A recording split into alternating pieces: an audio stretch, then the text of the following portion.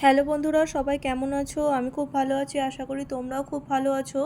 আজকে একটা মিষ্টি নতুন রেসিপি নিয়ে হাজির হয়েছি। তোমরা আমার মিষ্টি রেসিপিগুলো এত এত এত ভালোবাসো যে আমি আবারও একটা মিষ্টির রেসিপি নিয়ে আমি হাজির হয়েছি, যেটা হলো ল্যাংচার রেসিপি, যেটা খেতে দুর্দান্ত হয়েছিল আর এতটা টেস্টি যা দোকানের ল্যাংচাকেও কিন্তু হার মানায়।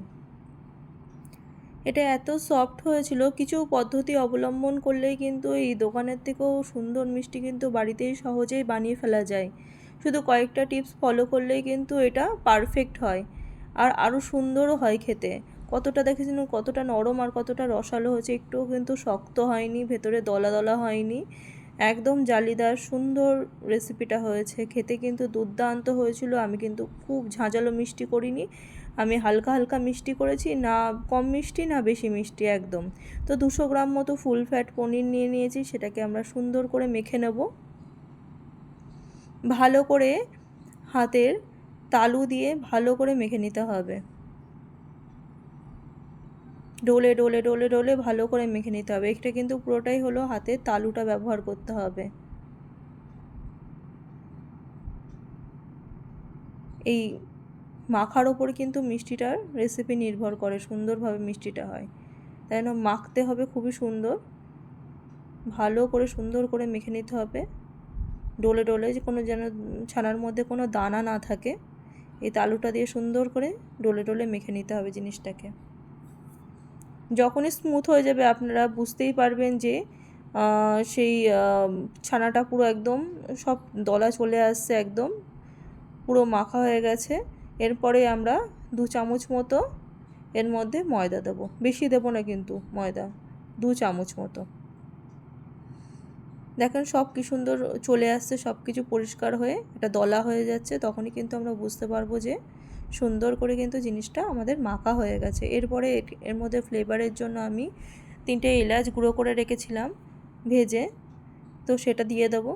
আর সামান্য রেখে দেবো চিনির সিরাপ দেওয়ার জন্য, আর সামান্য 1 চিমটি দেবো খাওয়ার সোডা এর মধ্যে। এবার ভালো করে মেখে 10 মিনিট মতো রেস্টে আমি কিন্তু জিনিসটাকে রেখে দেবো।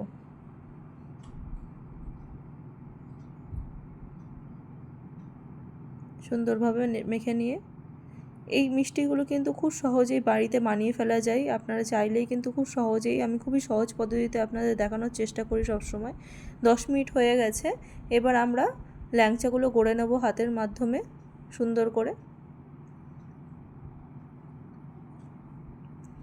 আর খেতে কিন্তু দুর্দান্ত হয় আর খুব সহজেই কিন্তু বাড়িতে বানিয়ে নেওয়া যায়। খুব একটা ঝঞ্ঝাটও নেই এই মিষ্টি বানানোর ইয়েতে, একটু ধীরে ধীরে করতে হয়, এটাই আর কি। দ্রুত করলে হবে না, একটু আস্তে আস্তে করতে হবে জিনিসটাকে। এবার আমরা কিন্তু কড়াইয়ে তেল বসিয়ে দিয়েছি, তেলটা সামান্য গরম হলে ওর মধ্যে ফ্লেভারের জন্য 1 চামচ মতো আমরা ঘি দেব। ঘিটা গলে গেলেই, সামান্য গরম হলেই তেল, আমরা কিন্তু ল্যাংচাগুলো ছেড়ে দেবো। আমার হয়েছিল 9খানা ল্যাংচা, আমি এখানে প্রথম লটে দিয়েছি 5টা, পরের লটে দেবো 4টে। এরকম করে কিন্তু এটার ফ্লেম হবে কিন্তু পুরো লো হিটে আপনাদের টাইম নিয়ে ভাজতে হবে, একটু ধৈর্য ধরে কিন্তু ভাজতে হবে, তাড়াহুড়ো করলে কিন্তু সব ভেঙে যাবে। ল্যাংচাগুলো দেখছেন তো কি সুন্দর ফুলে যাচ্ছে, দেখেছেন কত ছোট ছোট ছিল, দেওয়ার সাথে সাথে কতটা সুন্দর ফুলে গেছে। আর খুব হালকা হাতে কিন্তু নাড়বেন, আর দেওয়ার সঙ্গে সঙ্গে কিন্তু নাড়ানোর একদমই চেষ্টা করবেন না, তাহলে কিন্তু জিনিসটা ভেঙে যাবে। এক সাইড হলে তারপরে ভালো করে নাড়িয়ে আমরা তুলে নেব, তারপরে আবার 4টে আমরা ছেড়ে দেবো। এরকম করে আমরা সবগুলো ল্যাংচা ভালো করে লাল লাল করে সুন্দর করে ভেজে নেব।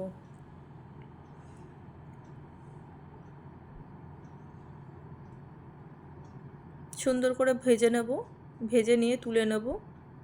তারপরে কিন্তু আমরা চিনির শিরাটা রেডি করব। আর এটা কিন্তু মিডিয়ামও করবেন না, হাই ফ্লেমও করবেন না, আঁচটা পুরো লো হিটে কিন্তু আস্তে আস্তে এটাকে ভাজতে হবে। তো এরকম যদি বাড়িতে কোনো অতিথি আসে, সেই ক্ষেত্রে কিন্তু আপনারা আগের দিন মিষ্টিগুলো সহজেই আপনারা বানিয়ে ফেলতে পারবেন। আর বেশি মিষ্টি থাকলে তো কথাই নেই, আপনারা পরিমাণ তো আপনারা জানেন। 200 গ্রামের জন্য 2 চামচ মতো আমরা ময়দা নিয়েছি, যত পরিমাণ বাড়বে 1 চামচ করে বাড়িয়ে দেবেন। দিয়ে 1 কাপ মতো চিনি নিয়েছি, 1 কাপ চিনিতে যে 1.5 কাপ মতো জল দিয়েছি। ওর মধ্যে ফ্লেভারের জন্য দিয়েছি হলো এলাচ গুঁড়ো, এবার চিনিটা জলের মধ্যে মিশে যাওয়ার পর 10 মিনিট হাই ফ্লেমে ভালো করে কিন্তু শিরাটাকে ফুটিয়ে নেব। এটা কিন্তু চটচটে কিন্তু শিরাটা হবে না। আমি বলছি না খুব কিন্তু আমি গাঢ় মিষ্টির রস করছি না, আমার ওই গাঢ় মিষ্টিটা খুব একটা ভালো লাগে না। মানে সিম্পল মিষ্টি, মানে খুব গাঢ় হবে না, একটু হালকা মিষ্টি আমার ওটাই পছন্দ হয়। তাই জন্য আমি শিরাটা কিন্তু হালকা মিষ্টির মতনই করেছি, গাঢ় করিনি। তো 10 মিনিট মতো ফুটিয়ে নিলেই কিন্তু আমাদের চিনির শিরা একদম কিন্তু পারফেক্ট রেডি হয়ে যাবে। আর এই মিষ্টি বানানো কিন্তু খুবই ইজি, যেটা বারবারই বলছি, খুবই ইজি, খুব সহজেই কিন্তু বাড়িতে বানিয়ে ফেলা যায়। এবার চিনির শিরাটা, গরম চিনির শিরাটা একটু ঠান্ডা হলে, মানে একটু ঠান্ডা না, সামান্য একটুখানি ঠান্ডা হলেই কিন্তু আমরা সমস্ত ইয়েগুলো, ল্যাংচাগুলো ওর মধ্যে দিয়ে দেবো রস ঢোকার জন্য। তোমার প্রথমেই 5টা ভাজা হয়েছিল বলে আমি প্রথম 5টা আমি ভিজিয়ে দিয়েছি রসের মধ্যে। রসের শিরাটা গরম ছিল, গরমের মধ্যেই দিয়ে দিয়েছি। ঠান্ডা শিরার মধ্যে কোনো সময় কিন্তু মিষ্টি দেবেন না, তাহলে কিন্তু রস ঢুকবে না ভেতরে, দিলে গরম শিরার মধ্যে দিতে হবে। তাই বলে গ্যাসের ওপর বসানোর দরকার নেই, শিরাটা নামিয়ে তারপরে দিলেই হবে। এবার ঢাকা দিয়ে রাখবো। দেখেন আমাদের সুন্দর করে রস ঢুকে গেছে। 1 ঘন্টা 2 ঘন্টা রেখেছিলাম, দিয়ে তলা থেকে একটা মিষ্টি তুলে নিচ্ছি, ওপরেরগুলো এখনও রস ঢুকবে, তাই জন্য ওপরের থেকে একটা তুলে নিলাম। দেখেন কেটে দেখাচ্ছি কি সুন্দর নরম হয়েছে, দেখেছেন? চাপ দিলাম কেটে গেল। দেখেন কতটা সফটি জালিদার হয়েছে ভেতরে, আর খেতে তো দুর্দান্ত, মুখে দিলাম আর মিলিয়ে গেল, এতটাই সুন্দর খেতে হয়েছিল। তাহলে কিন্তু অবশ্যই আপনারা ট্রাই করবেন। আমার রেসিপিটা কেমন হলো অবশ্যই আমাকে জানাবেন। তাহলে আজকের মতো আসি, টাটা।